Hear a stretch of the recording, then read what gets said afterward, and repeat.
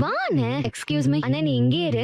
ஒரு 4-5 ட்ரெஸ் தான் இருக்கு. நான் போட்டு பாத்துட்டு வந்துடுறேன் சரியா? எங்கேயும் போயிடாத, இங்கே இரு சரியா? தினமா என்ன மன்னிச்சிருங்க தினமா. நான் உங்ககிட்ட என் மனசுல இருக்கிற ஆசைய சொன்னேன். அது எப்படியோ ருக்மணி அம்மாவுக்கு தெரிஞ்சு அவங்க வந்து என்கிட்ட உனக்கு தனத்தை புடிச்சிருக்கான்னு கேட்டாங்க. ஆமா, நான் தனத்தை கல்யாணம் பண்ணிக்க ஆசைப்படுறேன்னு சொன்னேன். அப்போ ருக்மணி அம்மா நான் முன்ன இருந்து பொறுப்பெடுத்து உங்க கல்யாணத்தை நடத்தி வைக்கிறேன்னு சொன்னாங்க. அது மூலியமா நம்ம வாழ்க்கையில பல நல்ல விஷயங்கள் நடக்கும்னு நினைச்சு எதிர்பார்த்துட்டு இருந்தேன். ஆனா யாருமே எதிர்பார்க்காத மாதிரி இப்படி நம்ம வாழ்க்கையில ஒரு புயல் அடிச்சு எல்லாமே நிலக்குழிஞ்சு போகும்னு நான் எதிர்பார்க்கவே இல்ல. சத்தியமா நீங்க ருக்மணி அம்மா வீட்டை விட்டு வெளில வருவீங்க, உங்க அப்பாவும் அம்மாவும் வற்புறுத்தி இந்த மாதிரி ஒரு வாழ்க்கையில உங்களை கட்டாயப்படுத்தி சம்மதம் வாங்குவாங்கன்னு நான் கொஞ்சம் கூட நினைச்சு பார்க்கல தினமா. இன்னைக்கு இப்படி ஒரு மோசமான வாழ்க்கை உங்களுக்கு உருவாகிறதுக்கு நான் தான் காரணம்னு நினைக்கிறப்போ ஒரு மாதிரி குற்ற உணர்ச்சியா இருக்கு. ஏன் சார், நான் உங்களுக்கு அப்படி என்ன சார் பாவம் பண்ண?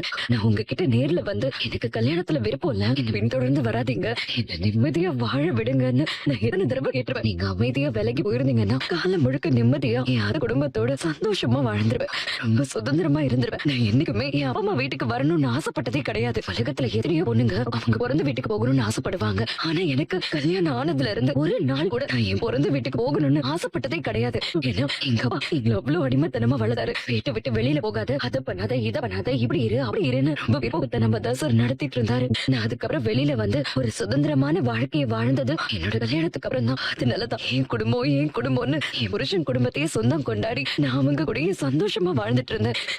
ஆனா அது எல்லாத்துலயுமே இப்படி மண்ணல் போட்டுட்டீங்களே சார். எங்க உங்ககிட்ட வந்து தனத்தை விரும்புறியான்னு கேட்டப்போ இல்லம்மா, முன்னாடி எனக்கு அப்படி ஒரு எண்ணம் இருந்துச்சு, ஆனா இப்ப அப்படி எதுவும் இல்லன்னு ஒரு வார்த்தை சொல்லியிருந்தீங்கன்னா எங்க எனக்கு கல்யாணம் பண்ணி வைக்கணும்னு நினைச்சிருக்கேன்.